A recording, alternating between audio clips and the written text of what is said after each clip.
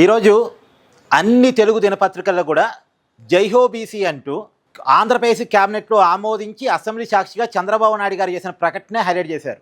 రాబోయే Andhra Pradesh local body ఎన్నికల్లో మున్సిపాలిటీల్లో 33.33% అంటే మూడో వంతు స్థానాలు, అలాగే మిగతా లోకల్ బాడీల్లో 34% బీసీలకి రిజర్వేషన్ అమలు చేస్తూ చంద్రబాబు నాయుడు గారు తీసుకున్న ఒక నిర్ణయం, దాని మీదే ఈరోజు అన్ని పేపర్లు హైలైట్ చేస్తూ వచ్చాయి. అయితే చాలామందికి ఉన్న డౌట్ ఏంటంటే ఇది సాధ్యమా?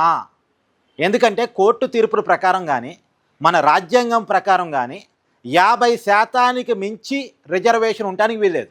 ఇప్పుడు ఆంధ్రప్రదేశ్లో 15% ఎస్సీలకు ఉంది, 6% ఎస్టీలకు ఉంది. అంటే ఇక్కడే 21% వెళ్ళిపోతుంది. 21% వెళ్ళిపోయినప్పుడు ఇంకెంత ఉంది? 29% ఉంది.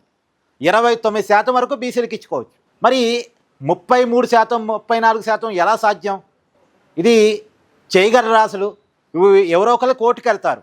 కోర్టుకు వెళ్ళినప్పుడు ఈ ప్రభుత్వం ఇస్తున్నటువంటి జీవో చెల్లుబాటు అయిద్దా అనేటువంటి సహజమైన డౌట్ ఎవరికైనా ఉండొచ్చు. కాకపోతే దీనికి నేను చెప్పే మార్గం ఏంటంటే, రాష్ట్రాన్ని ఒక యూనిట్గా కాకుండా జిల్లాని ఒక యూనిట్గా తీసుకుంటే ఎక్కువ మంది బీసీలకు అవకాశం కల్పించడం సాధ్యమవుతుంది. ఇప్పుడు ఎగ్జాంపుల్ అండి, జిల్లాకు అంటే ఎట్టాగు లోకల్ బాడీ ఎన్నికల రిజర్వేషన్లు లోకల్ కేటగిరీలో ఉండాలి. స్టేట్ని ఒక యూనిట్గా తీసుకొని చేయకూడదు. జిల్లాని ఒక యూనిట్గా చేసుకోవాలి. జిల్లాని ఒక యూనిట్గా తీసుకొని ఆ జిల్లాలో ఏ సామాజిక వర్గం ఎక్కువ అనేది లెక్కలు తీసి ఆ సామాజిక వర్గానికి హైయెస్ట్ ప్రయారిటీ ఇవ్వాలి. ఇప్పుడు ఎగ్జాంపుల్ అండి, అల్లూరు సీతారామరాజు జిల్లా ఉంది, అక్కడ గిరిజనులు ఎక్కువ, అక్కడ ఎస్టీలకు ఎక్కువ ఇవ్వాలి. అక్కడ బీసీలు తక్కువ ఇచ్చినా పర్లేదు, వీలైనంత వరకు ఎక్కువ ఎస్టీలకే ఇవ్వాలి. ఎందుకంటే ఎస్టీ జనాభా ఎక్కువ, అక్కడ బీసీ జనాభా తక్కువ. అదే మళ్ళా ఇటువైపు వచ్చినప్పుడు ఇది శ్రీకాకుళం, విజయనగరం, వైజాగ్ సిటీకి వచ్చినప్పుడు అక్కడ బీసీల శాతం చాలా ఎక్కువ, అక్కడ బీసీలకి ఎక్కువ ఇవ్వాలి, ఎస్టీలు తక్కువ ఇవ్వాలి. అంటే ఉన్న రిజర్వేషన్స్లో కూడా ఎక్కడ ఎవరికి అవసరమో వాళ్ళకి కేటాయింపులు జరగడం ద్వారా ఎక్కువ మంది బీసీలకి అవకాశం కల్పించవచ్చు. తర్వాత ఎస్సీలు కూడా ఎక్కడ ఎక్కువ ఉంటారో వాళ్ళకి అక్కడ ఎస్సీ రిజర్వేషన్ ఎక్కువ ఇవ్వాలి, మిగతా చోట బీసీలకి ఇవ్వాలి. అది జిల్లాని ఒక యూనిట్గా తీసుకున్నప్పుడు సాధ్యం. అలా మధ్యప్రదేశ్లో చేశారు.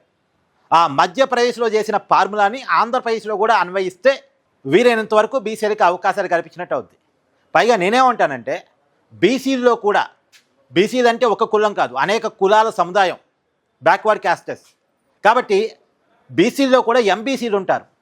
ఇప్పటికీ లోకల్ బాడీ ఎన్నికల్లో ఏమాత్రం ఎప్పుడూ పోటీ చేయని కులాలు ఉన్నాయి. ఆ కులాలకు కూడా ప్రాతినిధ్యం వహించేలా అవకాశాలు కల్పించాలి. అంటే జిల్లాను ఒక యూనిట్గా తీసుకొని బీసీ రిజర్వేషన్ అమలు చేయాలి ఒకటి.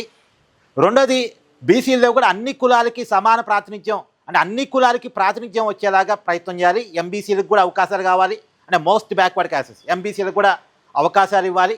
దానివల్ల అన్ని తరగతులకి రాజ్యాధికారాన్ని, రాజకీయ అధికారాన్ని ఇవ్వటం, వాళ్ళని రాజకీయాల్లో ఇన్వాల్వ్ చేయటం అనేది మంచిది అనేది నా ఉద్దేశం. పైగా నేనేమంటానంటే, బీసీలకు తెలుగుదేశం పార్టీ చాలా ప్రయారిటీ ఇస్తూ వస్తుంది. నిజానికి మండల కమిషన్ సిఫార్సులని అమల్లోకి తీసుకొచ్చింది ఎన్టీ రామారావు గారు. బీసీలకి రిజర్వేషన్లు కల్పించే విషయంలో మండలి కమిషన్ చేసిన సిఫార్సులని అమల్లోకి తీసుకొచ్చి లోకల్ బాడీల్లో 20% బీసీలకి రిజర్వేషన్ ఇచ్చిన ఘనత ఎన్టీ రామారావు గారిది ఉమ్మడి రాష్ట్రంలోనే. తర్వాత 20%ని 34%గా మారుస్తున్న ఘనత మళ్ళా తెలుగుదేశం పార్టీ దక్కించుకోబోతూ ఉంది. నిజంగా అమల్లోకి తీసుకొస్తే బీసీలని ఒక నాయకులుగా తయారు చేసిన ఘనత తెలుగుదేశం పార్టీకి ఉంది.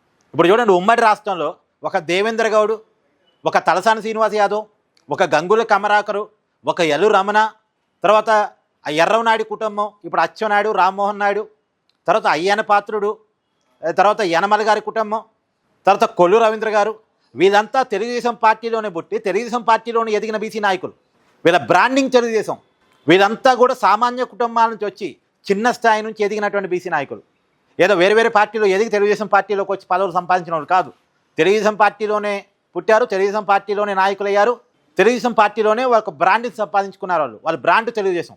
ఇప్పుడు నిన్న కూడా ఎమ్మెల్సీ గారు రమాదేవి, ఆమె ఒడ్డెర కులానికి సంబంధించినటువంటి ఒక మహిళ, ఒక సామాన్య కార్యకర్త, ఒక క్లస్టర్ ఇన్ఛార్జ్, ఆమెకి ఎమ్మెల్సీ ఇచ్చింది తెలుగుదేశం పార్టీ. సో బీసీలకి తెలుగుదేశం పార్టీ ఇచ్చే ప్రయారిటీ అది. ఇవాళ తెలంగాణలో తెలుగుదేశం పార్టీ కొంత నామినల్ అయిన తర్వాత చాలామంది బీసీ నాయకులు ఇతర పార్టీల్లో కూడా అంటే తెలుగుదేశం పార్టీలో ఎదిగిన బీసీ నాయకులే ఇతర పార్టీలో కూడా నాయకత్వం వహిస్తున్నారు. ఇప్పుడు హైదరాబాద్కి బీఆర్ఎస్ ఎవరంటే ఎవరు చెప్తారు? తలసాని శ్రీనివాస్ యాదవ్ కుటుంబం. ఆ తలసాని శ్రీనివాస్ యాదవ్ ఎక్కడి నుంచి ఎదిగాడు? తెలుగుదేశం పార్టీ నుంచి ఎదిగాడు. అతని నాయకుడిగా చేసింది తెలుగుదేశం పార్టీ, అది బీఆర్ఎస్ పార్టీలో కీలకమైన నాయకుడు. అలాగే మొన్న జూబ్లీస్ ఉప ఎన్నిక జరిగింది. ఉప ఎన్నికల్లో నవీన్ యాదవ్ ఎమ్మెల్యేగా గెలిచాడు. ఆ నవీన్ యాదవ్ కుటుంబ నేపథ్యం ఎక్కడిది, వాళ్ళ రాజకీయ నేపథ్యం ఎక్కడిది, తెలుగుదేశం పార్టీతో ముడిపడి ఉంది. ఇలా చాలామంది బీసీలను నాయకులుగా తయారు చేసిన ఘనత తెలుగుదేశం పార్టీకి ఉంది. సో బీసీలకి కొద్ది గొప్ప న్యాయం చేయాలనే ఆకాంక్ష చంద్రబాబు నాయుడు గారిలో కనపడుతుంది. కాబట్టి మనం చెప్పేదాని ప్రకారం చేసుకుంటూ పోతే బాగుంటుంది అనేది నా ఉద్దేశం.